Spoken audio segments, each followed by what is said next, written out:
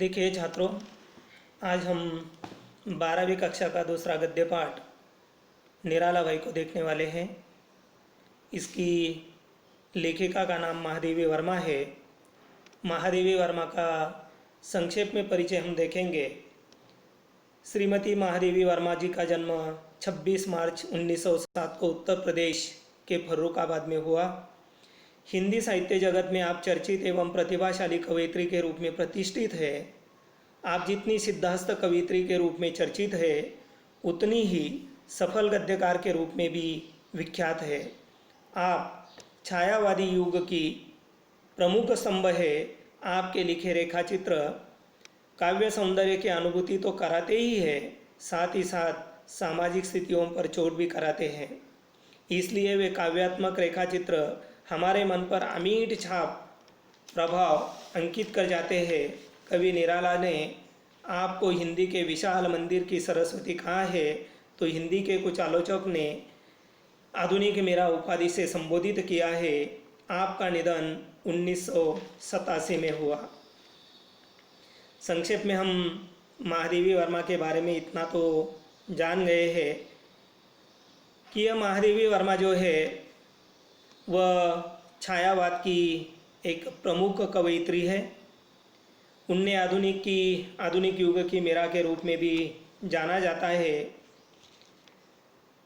महादेवी वर्मा जो है, उनका साहित्य उच्च कोटि का साहित्य था और इसीलिए भारत के राष्ट्रपति ने आपको पद्मश्री की उपाधि प्रदान की है। आपको शेक्सपियर पुरस्कार, द्विवेदी पदक, मंगला प्रसाद पुरस्कार, भारत भारती पुरस्कार तथा ज्ञानपीठ पुरस्कार से सम्मानित किया गया है। इन पुरस्कारों को देखने के पश्चात आपको निश्चित रूप से इस बात का ज्ञान हो जाता है कि उनका साहित्य एक विशिष्ट धरातल पर पहुंचा हुआ हमें देखने को मिलता है। उनकी प्रमुख कृतियाँ इस प्रकार है: निहार, रश्मि,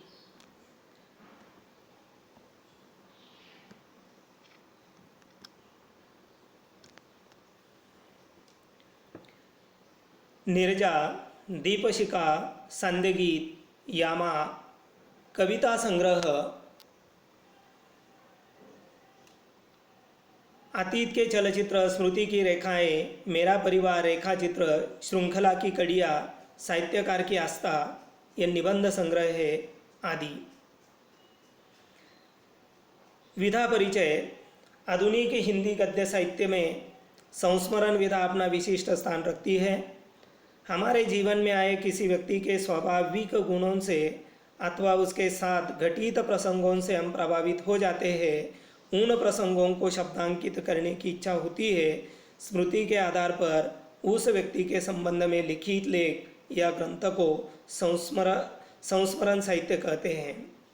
संक्षेप में देखिए, संस्मरण उसे कहा जाता है कि हमारे जीवन में जो कोई व्यक्ति आ जाती है, उनके साथ कुछ प्रसंग हम लोगों ने बिताए होते हैं और आगे चलकर भविष्य में कभी जब उस व्यक्ति की हमें स्मृति हो जाती है, याद आ जाती है, तो स्मृतियों के आधार पर हम जो उसे शब्दांकित करने का काम करते हैं या एक लिखित रूप देने का काम करते हैं, उसे संस्मरण कहते हैं।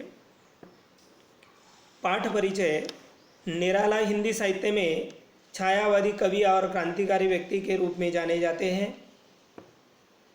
वे आजीवन फक्कड़ बने रहे, निर्धनता में जीवन यापन करते रहे तथा दूसरों के आर्थिक दुखों का बोझ स्वयं ढोते रहे। उन्होंने परिवार के सदस्यों के वियोग की व्यथा को सहा, उसे काव्य में उतारा। आतिथ्य करने में उनका अपनापन देखते ही बनता था। आपने समकालीन रचनाओं के प्रति उनकी चिंता, उनकी संवेदनशीलता को रेखांकित करती है। उनका व्यक्तित्व लोहे के समान दृढ़ था, तो हृदय भाव तरलता से ओतप्रोत था। वे मानवता के पुजारी थे। इन्हीं गुणों को लेखिका ने शब्दांकित किया है। यह जो संस्मरण है, इस संस्मरण में उन्होंने निराला जी के साथ जो कुछ प्रसंग उन्होंने बिताए हैं, उन प्रसंगों को याद करके उसे शब्दांकित करने का काम महादेवी वर्मा ने किया है। तो यह निराला कौन है, तो उनके बारे में हमें जानकारी होना जरूरी है। छायावाद के प्रमुख कवि निराला जी को माना जाता है। उनका पूरा नाम जो था वह सूर्यकांत त्रिपाठी था और निराला ये उनका विशेष नाम है। विद्रोह, प्रेम और राष्ट्रीय जागरण की भावना उनकी रचनाओं में अंतर्भूत है। अनामिका, परिमल, गीतिका, तुलसीदास, कुकुरमुत्ता, अनिमा, नए पत्ते, अप्सरा ये उनके काव्य संग्रह है। बिलेसूर, बकारिया, कुल्ली भाट ये उनके उपन्यास हैं। अब हम गद्य को क्रमशः देखेंगे। एक युग बीत जाने पर मेरी स्मृति से एक घटाभरी अश्रुमुखी सावणी पूर्णिमा की रेखाएं नहीं मिट सकी है। उन रेखाओं के उजले रंग न जाने किस व्यथा से गिले हैं कि अब तक सूख भी नहीं पाए, उड़ना तो दूर की बात है। ऐसे एक दिन महादेवी वर्मा बैठी थी और उन्हें अतीत की कुछ घटनाएं याद आ गई थी। ऐसे ही उन्हें यह सावन की पूर्णिमा यानी रक्षाबंधन की पूर्णिमा, रक्षाबंधन वह घटना उसे याद आ जाती है। और तब उन्हें निराला भाई की याद आ जाती है कि ऐसे एक दिन वह बैठी थी और यह निराला भाई जो है, निराला भाई की वह बंधन शून्य कलाइयाँ उसे दिखाई दी थी। तो वह दूसरा परिचय देखिए। उस दिन मैं बिना कुछ सोचे ही भाई निराला जी से पूछ बैठी थी, आपके किसी ने राखी नहीं बांधी? अवश्य ही उस समय मेरे सामने उनकी बंधन शून्य कलाई और पीले कच्चे सूत की ढेरों राखियाँ लेकर घूमने वाले यजमान खोजियों का चित्र था। पर अपने प्रश्न के उत्तर में मुझे क्षण भर के लिए चौंका दिया था। पहले हम शब्दार्थ देखेंगे। यहाँ पर यह घटा यानी बादल, सावणी पूर्णिमा यानी रक्षाबंधन, बंधन शून्य का अर्थ है राखी रहित, यजमान का अर्थ है धार्मिक कृत्य करने वाला। ऐसे ही महादेवी वर्मा बैठी थी, उन्हें यह निराला भाई की याद आ जाती है। उन्होंने उनकी कलाइयाँ देख ली, कलाइयाँ बंधन शून्य थी, उसमें राखी नहीं थी। और यूं ही वह उसे पूछ बैठी, क्या आपने राखी नहीं बांधी? इस पर उन्होंने जो उत्तर दिया वह महादेवी वर्मा को चौंकाने वाला ऐसा उत्तर था। क्या उत्तर दिया था वह देखिए।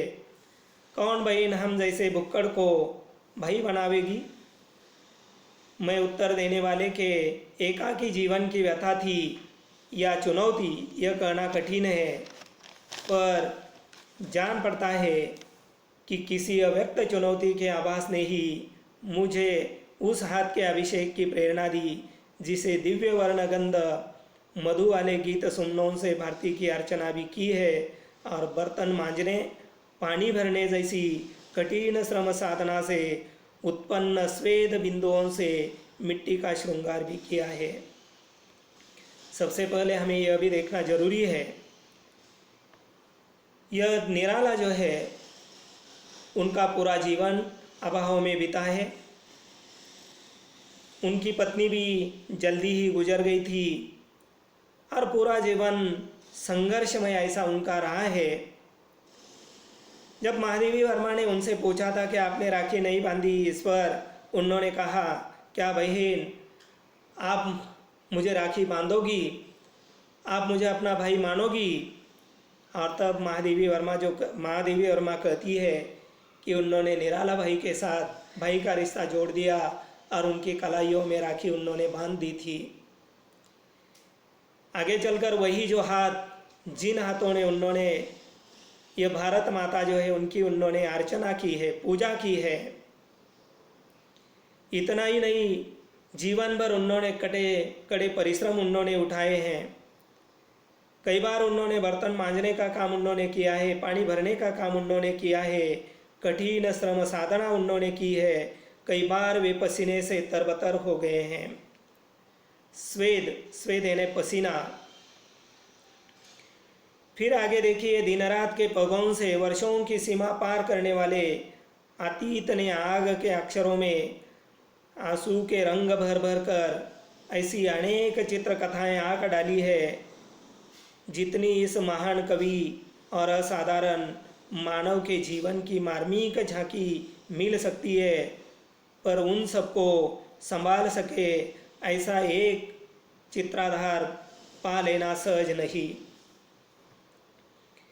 उनके अस्ताव्यस्त जीवन को व्यतीत करने के असफल प्रयासों का स्मरण कर मुझे आज भी हंसी आ जाती है। एक बार अपनी निर्बंध उदारता की तीव्र आलोचना सुनने के बाद उन्होंने व्यतीत रहने का वचन दिया था। यह निराला जो है उनका पूरा जीवन कष्टमय रहा है, अभावों से भरा रहा है, अस्ताव्यस्त ऐसा उनका जीवन रहा है, और उनके अस्ताव्यस्त जीवन को व्यतीत करने वाले, व्यवस्थित करने वाले असफल प्रयासों का स्मरण भी उसे याद आ जाता है। महादेवी वर्मा को उनकी दूसरी स्मृति याद आ जाती है। वह कौन सी है वह देखिए।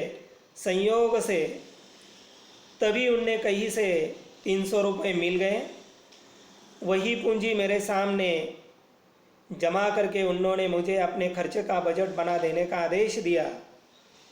जिन्हें मेरा व्यक्तिगत हिसाब रखना पड़ता है वे जानते हैं कि यह कार्य मेरे लिए कितना दुष्कर है। न वे मेरी चादर लंबी कर पाते हैं, न मुझे पैर सिकोड़ने पर बाध्य कर सकते हैं, और इस प्रकार एक विचित्र रस्साकशी में 3 दिन बीतते रहे। यहाँ पर कठिन शब्द देखिए, दुष्कर। दुष्कर का अर्थ होता है जिसे करना कठिन हो या कठिन कार्य। सिकोड़ना का अर्थ मालूम है, सिकोड़ना यानी सिकोड़ लेना।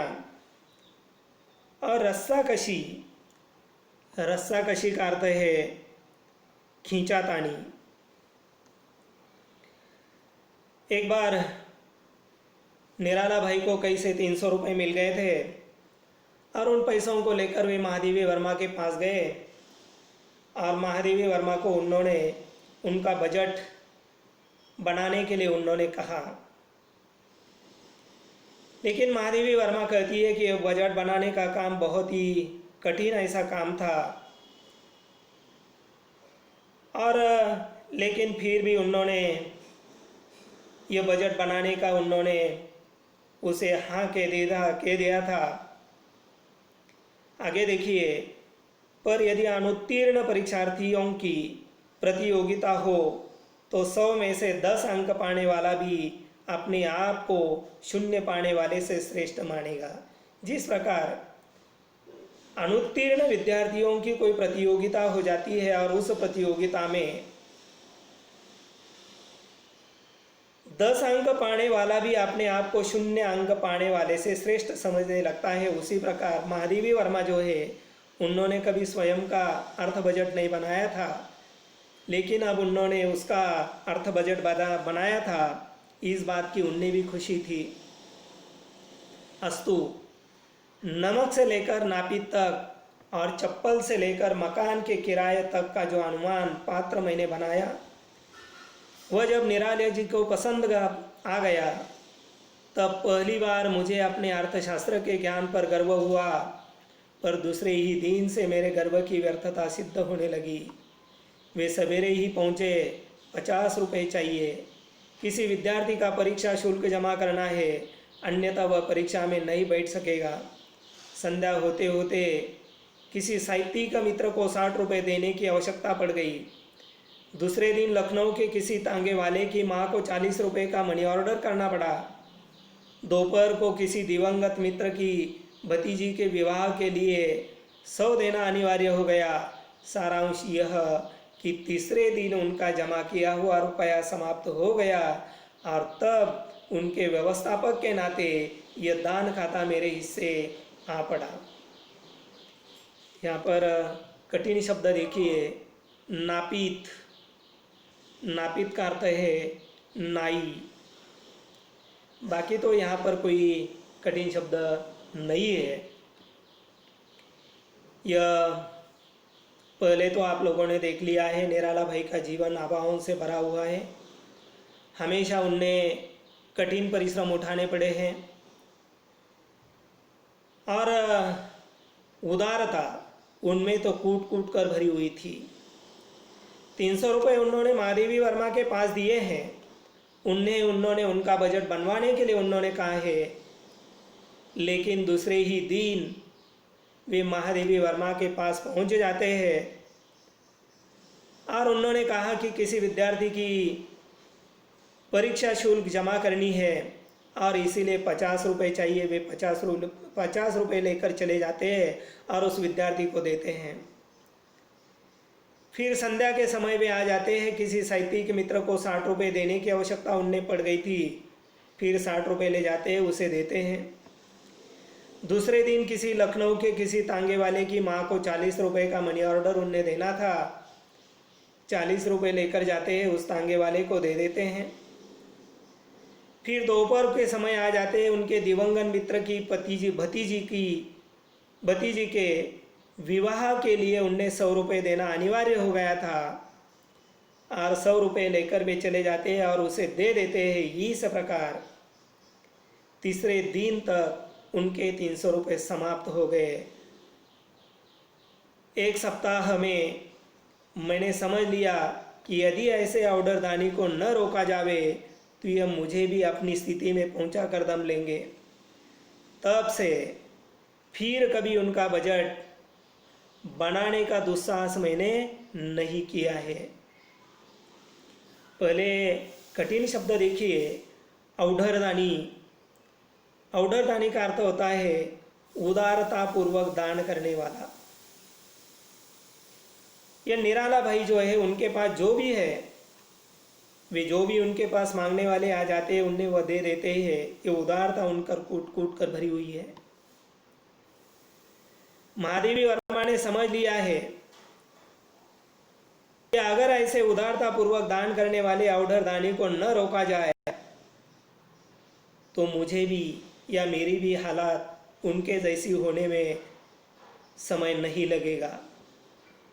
बड़े प्रयत्न से बनाई रजाई, कोट जैसी नित्य व्यवहार की वस्तुएं भी जब दूसरे ही दिन किसी अन्य का कष्ट दूर करने के लिए अंतर्दान हो गई, तब अर्थ के संबंध में क्या कहा जावे।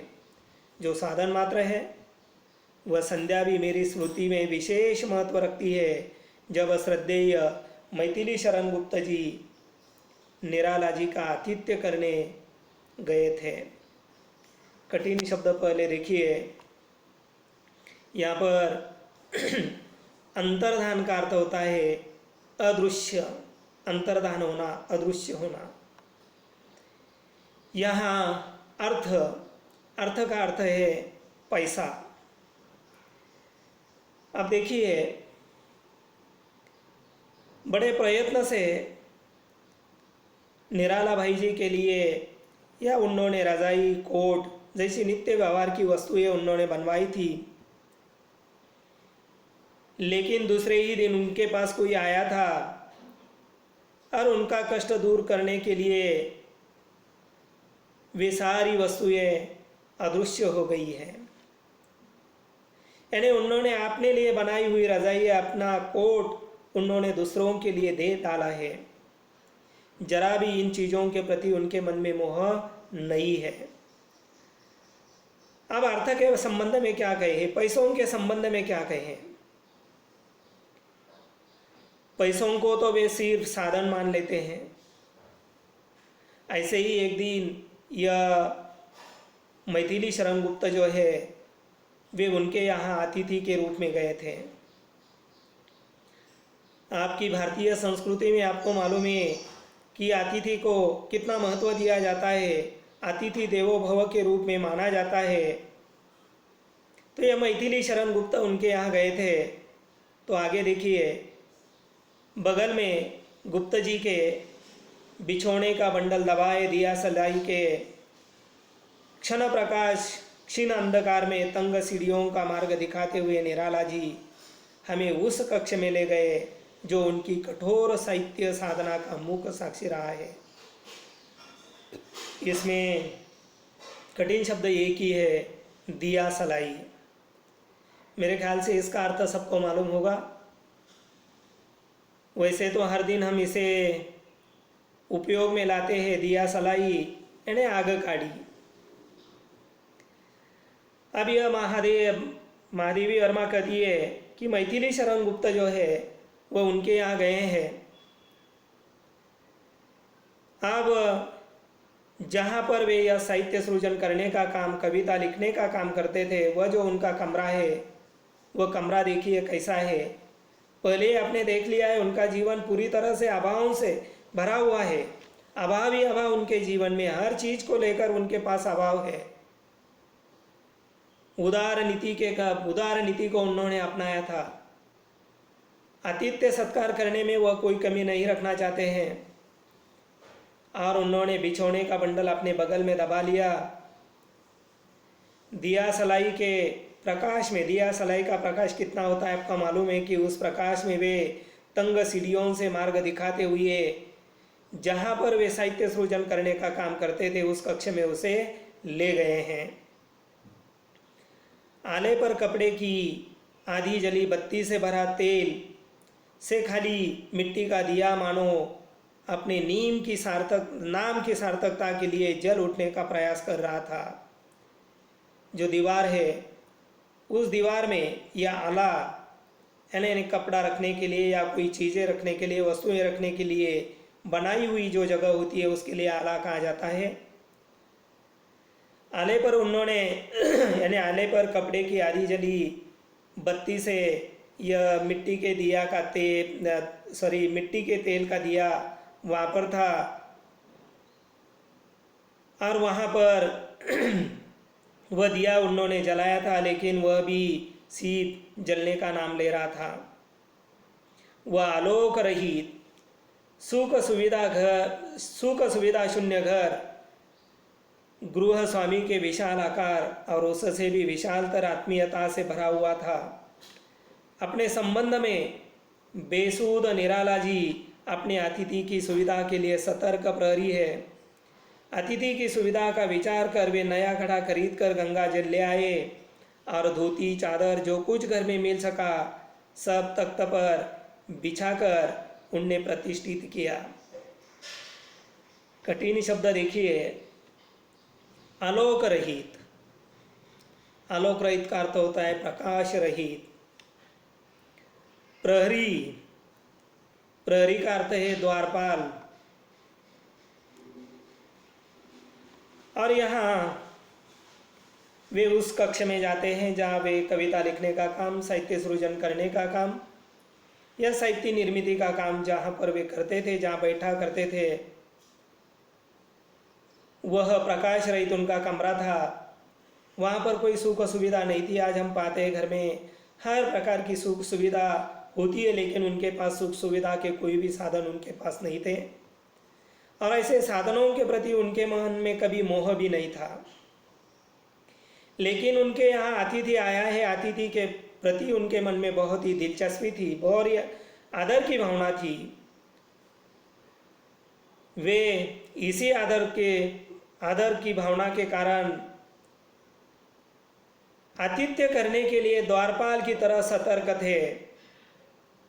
और इसीलिए अतिथि को पानी देने के लिए वे एक नया घड़ा खरीद कर लाए थे। उसमें गंगा जल भरकर उन्होंने लाया था। घर में जो भी धोती चादर जो कुछ मिला उसे उन्होंने बिछाने पर यानी तख्त पर उन्होंने बिछा दिया। और इस प्रकार उन्होंने मैथिली शरण गुप्त की अवभगत की थी। तारों की छाया में उन दोनों मार्क्सवादी और विद्रोही महाकवियों ने क्या कहा सुना यह तो मुझे ज्ञात नहीं, पर सवेरे गुप्त जी को ट्रेन में बैठाकर वे मुझे उनके सुख शयन का समाचार देना न भूले। रात भर दोनों के बीच क्या वार्तालाप हुआ यह माधवी वर्मा कहती है कि मुझे तो मालूम नहीं है, लेकिन दूसरे दिन उन्होंने उसे ट्रेन में बिठा दिया और उसके पश्चात यह समाचार देने के लिए, सुखद समाचार देने के लिए वे मेरे पास पहुँचे थे। ऐसे अवसरों की कमी नहीं, जब वे अकस्मात पहुंचकर कहने लगे, मेरे इक्के पर कुछ लकड़ियाँ, थोड़ा घी आदि रखवा दो, अतिथि आए हैं, घर में सामान नहीं है। और हमेशा उनका जीवन अभावों से भरा है, आपने बार बार देख लिया है। सुख सुविधा के कोई वस्तुएं उनके घर पर नहीं थी। कई बार महादेवी वर्मा से मांग कर उन्होंने कुछ चीज़ें लाई है, जैसे घी हो, लकड़ियाँ हो, ये जो भी बातें हैं वह महादेवी वर्मा से कभी कभार मांग भी लेते थे। उनके अतिथि यहाँ भोजन करने आ जावे सुनकर उनकी दृष्टि में बालकों जैसा विस्मय छलक आता है। जो अपना घर समझकर आए हैं, उनसे ये कैसे कहा जावे कि उन्हें भोजन के लिए दूसरे घर जाना चाहिए। अगर देखिए, उनके घर में कोई भोजन करने के लिए आ जाता है तो उन्हें ऐसा लगता है कि इन्हें कैसे बताओ कि अरे भाई, मेरे घर में खाना खाने के लिए आप मत आइए, दूसरे के पास जाइए। भोजन बनाने से लेकर जूठे बर्तन मांजने तक का काम वे अपने अतिथि देवता के लिए सहर्ष करते हैं। आतिथ्य की दृष्टि से निराला जी में वही पुरातन संस्कार है जो इस देश के ग्रामीण किसानों में मिलता है, लेकिन अतिथि के प्रति उनके मन में वही भावना है जिस प्रकार आज हम ग्रामीण इलाकों में किसानों के भीतर देखते हैं। वैसे अगर आप परीक्षण करके देखते हैं तो ग्रामीण इलाके का जीवन और शहरी इलाके में रहने वाले लोगों का जीवन, दोनों में आसमान और पाताल जैसा अंतर है। ग्रामीण इलाकों में अतिथि के प्रति एक आदर भावना होती है, आतिथ्य सत्कार करने में उन्हें आनंद मिलता है, लेकिन शहरी इलाकों में यह भावना हमें कम देखने को मिलती है। कुछ तो लोग ऐसे भी हैं कि जो देखिए अतिथि उनके घर में न आए इसलिए अलग अलग तरीकों को अपनाते हैं, जैसे घर को बाहर से ताला लगवा देते हैं और स्वयं भीतर ही रहते हैं और यह सोच बैठते हैं कि आने वाला मेहमान अतिथि घर पर ताला देखकर वह चला जाएगा। लेकिन ग्रामीण इलाकों में ऐसा नहीं है। ग्रामीण इलाकों का जो किसान है, उनके मन में अतिथि के प्रति श्रद्धा होती है, आदर होता है और वह हमेशा उनका इंतज़ार करता है। उनकी व्यथा की सघनता जानने का मुझे एक अवसर मिला है। श्री सुमित्रानंदन पंत दिल्ली में टाइफाइड ज्वर से पीड़ित थे। इसी बीच घटित को साधारण और अघटित को समाचार मानने वाले किसी समाचार पत्र ने उनके स्वर्गवास की झूठी खबर छाप डाली। अब यह निराला भाई जो है, अन्य जो साहित्यकार हैं, उन साहित्यकारों के प्रति उनके मन में गहरी संवेदना रहती थी। ऐसे ही एक बार सुमित्रानंदन पंत जो है, दिल्ली के एक अस्पताल में उसे दर्ज कराया गया था। उन्हें बुखार आया था, ज्वर यानी बुखार, और उसे अस्पताल में दर्ज करने के पश्चात समाचार वालों ने एक झूठी खबर फैला दी, सुमित्रानंदन पंत की मृत्यु हो गई। यह सुनकर ये निराला जो है बहुत ही विचलित हो गए थे, बहुत ही बेचैन हो गए थे। निराला जी कुछ ऐसी आकस्मिकता के साथ आ पहुँचे थे कि मैं उनसे समाचार छिपाने का भी अवकाश न पा सकी। समाचार के सत्य में मुझे विश्वास नहीं था, पर निराला जी तो ऐसे अवसर पर तर्क की शक्ति ही खो बैठते हैं। लड़खड़ाकर सोफे पर बैठ गए और किसी अव्यक्त वेदना की तरंग के स्पर्श से मानो पाषाण में परिवर्तित होने लगे। उनकी झुकी पलकों से घुटनों पर चूने वाली आंसुओं की बूंदें बीच में ऐसे चमक जाती थी मानो प्रतिमा से जड़े जूही के फूल हो। या कठिन शब्द देखिए, अवकाश। अवकाश का मतलब होता है समय, अव्यक्त। इसमें कोई कठिन नहीं है, जो व्यक्त नहीं हुआ है। चूने वाली, यानी ये जो लोग तंबाकू में चूना लगाते हैं वह चूना नहीं, चूने वाली यानी आँखों से टपकने वाली, गिरने वाली। बाकी कोई कठिन नहीं है। यह निराला जो है, जब उन्होंने सुमित्रानंदन पंत की खबर उन्होंने सुनी थी तो वे बड़े विचलित हो गए थे, बेचैन हो गए थे, और इसीलिए वे महादेवी वर्मा के पास पहुँचे थे। लेकिन यह महादेवी वर्मा जो है, महादेवी वर्मा को यह समाचार छिपाने का उन्हें अवसर ही नहीं मिला, समय ही नहीं मिला।